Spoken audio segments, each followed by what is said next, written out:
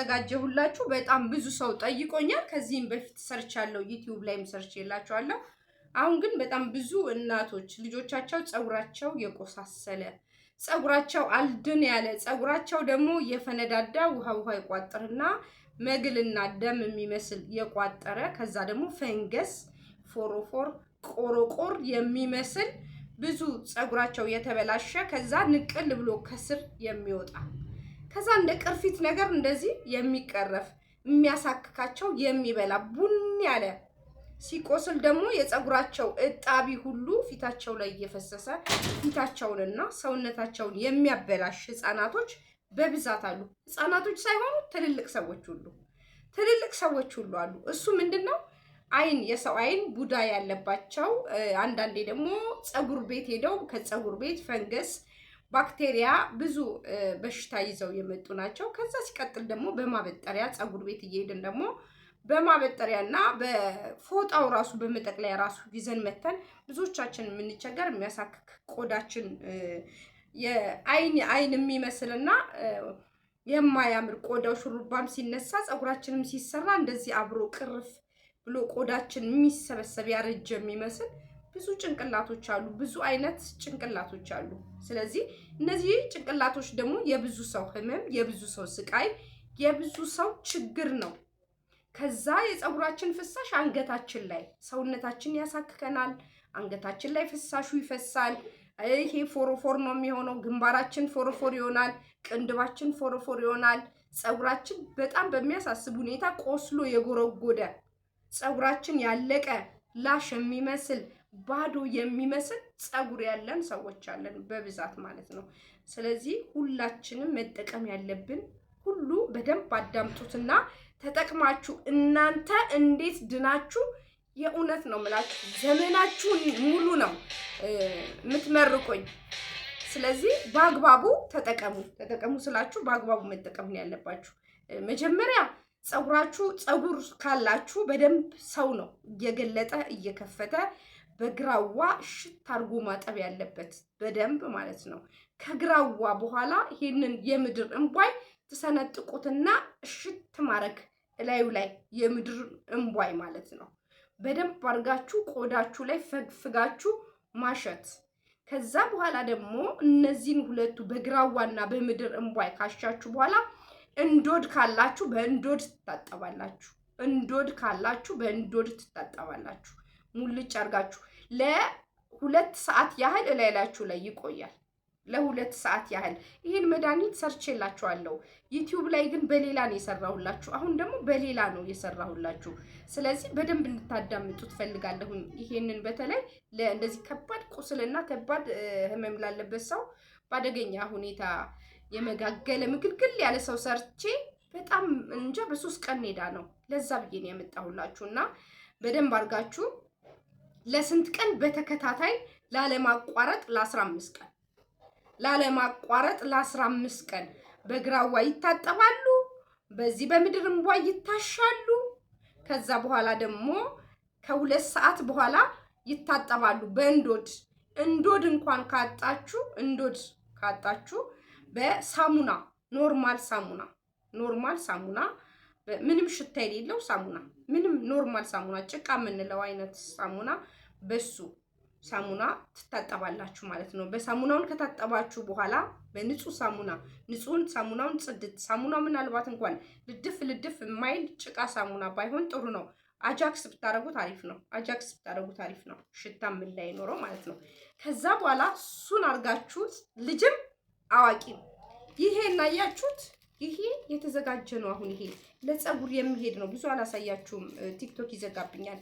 ለሚቀባ የሚሄድ ነው። ከዛ በኋላ የቆሳሰለ ጭንቅላትም ይሁን የፈንገስም ያለ ይሁን ባክቴሪያም ያለ ይሁን ይሄ ቅርፍ የሚልም ይሁን ፀጉሩ ያለቀም ፀጉር ይሁን በደንብ ስሙኝ እሺ። እሱን ነጭ ሽንኩርት ማለት ነው። ሩብ ነጭ ሽንኩርት ለ15 ቀን ሩብ ነጭ ሽንኩርት፣ ቀበርቾ ሩብ፣ ይሄ አልቴት 3 ፍሬ፣ ከዛ ደግሞ ድኝ፣ ከዛ ደግሞ ጸበል ታረጉና አንድ ላይ በጥብጣችሁ በእቃ ታስቀምጡታላችሁ። እኔ የሚላክ ስለሆነ ነው፣ ወደ ውጭ የሚሄድ ስለሆነ ነው በፌስታል ያደረኩት። በእቃ ታስቀምጣላችሁ፣ ፍሪጅ ታደርጋላችሁ ማለት ነው። ያንን ካደረጋችሁ በኋላ ያንን ካዘገጃጃችሁ በኋላ ከዛ ላዩ ላይ ምን ትጨምራላችሁ? የወይራ ዘይት ላዩ ላይ ይጨመርበታል።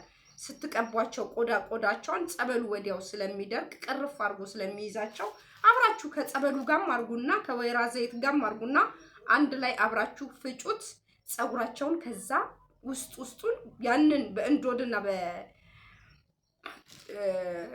በምድርም ወይ በምናምን ካጠባችሁት በኋላ ከዛ በኋላ ይሄንን የነገርኳችሁን ቀበርቾን፣ ድኙን፣ አልቴቱን እንደገና ደግሞ ይሄንን ጸበሉን አንድ ላይ ቀላቅላችሁ እሱን መፍጨት፣ የወይራ ዘይት አንድ ላይ ትፈጫላችሁ። ከዛ ለ15 ቀን በተከታታይ አርጋችሁ የእውነቴን ነው የምላችሁ፣ የእውነቴን ስታጥቧቸው ደግሞ ማለት ነው ስታጥቧቸው አሁን ዛሬ ይቀባሉ አይደለም? ዛሬ ይቀባሉ። ነገ ስታጥቧቸው ደግሞ በእንትን ባጃክስ ተቧቸው። አጃክሱን መጀመሪያ አረፋውን አውጡት። የሆነ ነገር ላይ አጃክሱን አረፋውን ማውጣት።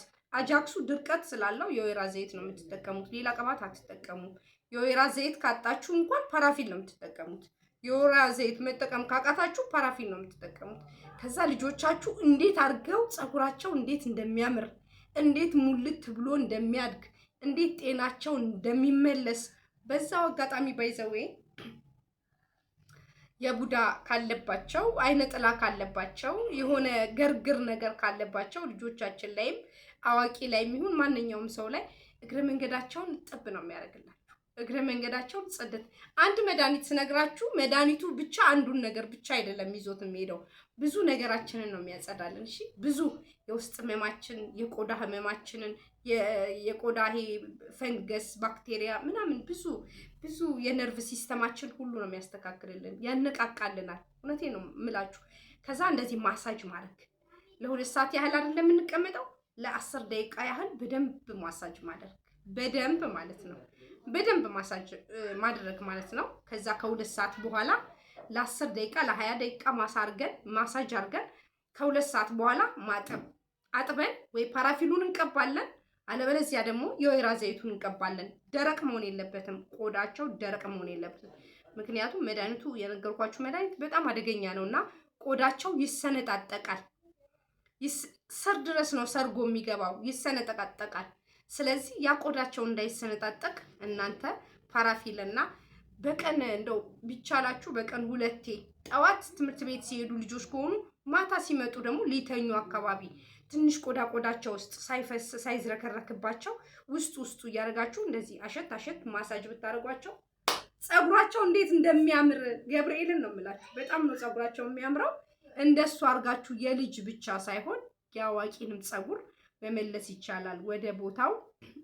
የተነቃቀለ የተረባበሸ ያስቸገረ ውስጡ ባዶ የሆነ ምንም አቅም የሌለው ፀጉር ያለቀ ላላቸው ላይ በብዙ በካንሰርም በብዙ ህመም ፀጉራቸው ያለቀውን ሰዎች ይሄንን አድርጉና እግረ መንገዳችሁን ተጠቅማችሁ እዩትማ። እግዚአብሔርን ነው የምላችሁ። እንዴት ፈውስ እንደሆነ አልነግራችሁም፣ እንዴት ፈውስ እንደሆነ ማለት ነው። ስለዚህ ሁላችሁም ተጠቀሙ፣ አርጉ። የማርታ ጊፍት ነው፣ ሁሌ ጊፍት ነው የምሰጣችሁ። አዘጋጅልኝ ካላችሁ ደግሞ ማዘጋጀት እችላለሁ፣ እኔ መላክ እችላለሁኝ፣ ያላችሁበት ድረስ ማቅረብ እችላለሁ ማለት ነውና ለፀጉር ምን ያህል ጥቅም እንዳለው ብታውቁ ሁላችሁም ትጠቀሙታላችሁ። ከበድ ይላል መድኃኒቱ፣ አደገኛ ነው፣ ከበድ ይላል፣ ግን በጣም ለብዙ ነገር ጠቃሚ ነው። ለብዙ ነገር ከኛ ብዙ ነገራችን ጋር የተገናኘ መድኃኒት ስለሆነ በሽታ እኮ የሚጀምረን ከጭንቅላታችን ነው አይደል? ስለዚህ ተጠቀሙት። ወዳችኋለሁ።